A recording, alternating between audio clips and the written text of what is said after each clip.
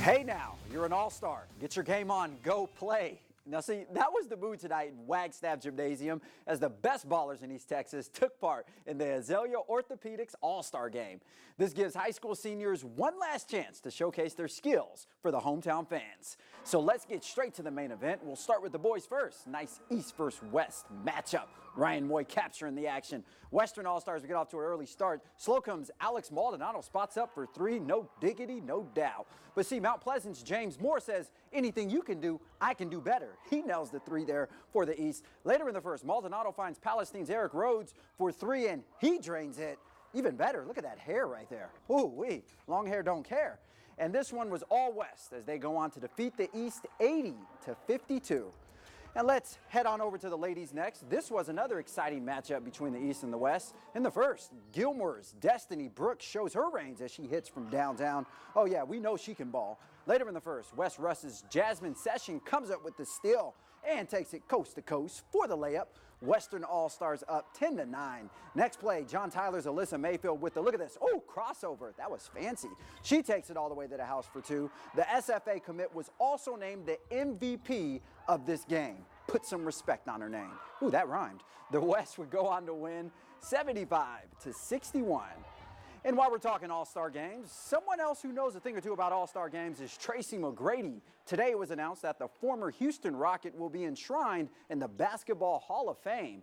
Throughout his 15-year career, T-Mac was a 7-time All-Star and led the league in scoring twice. And who can forget his epic 13 points in 35 seconds? Oh, at 37 years old, McGrady is the youngest person in this year's class. And since everyone is still talking about it, I mean, I guess we should too.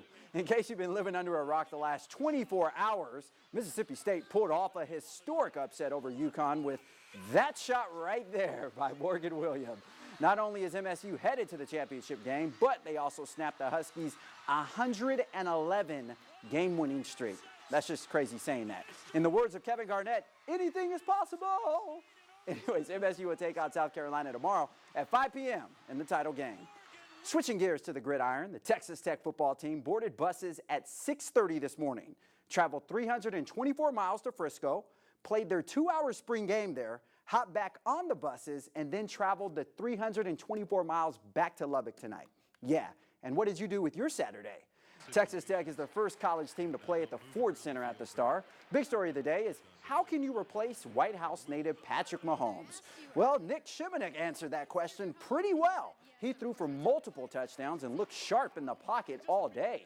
And how about Gilmore native and former TJC star McClain Carter? He entered the game in the second quarter, and on his very first play, he unleashes a bomb, but it's just out of reach for Quan Shorts.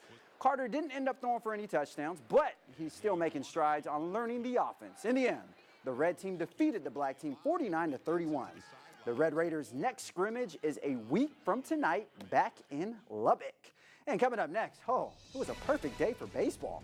Highlights from the UT Tyler baseball game as well as the TJC softball game right after the break. Grab your Cracker Jacks and stick around.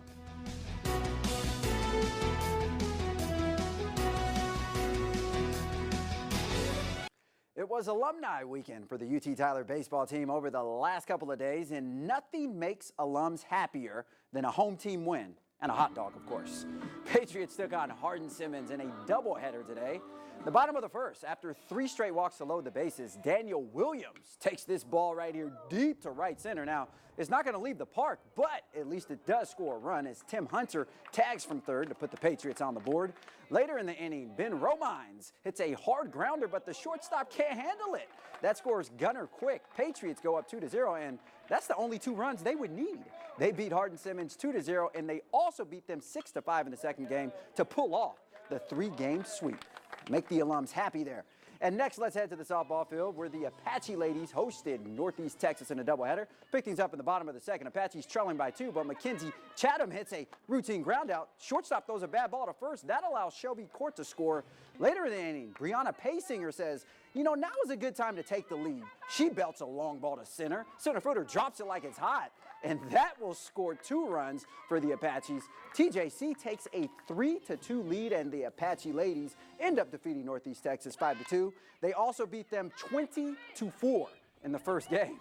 Next up is a 2-game series at Letourneau.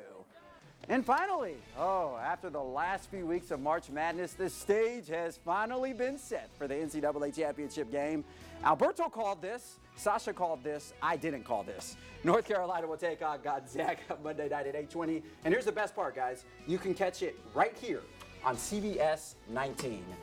So clearly, you guys, I guess, guessed this coming. I'm not going to lie. My bracket was busted once Duke lost. I have the Zags winning it all.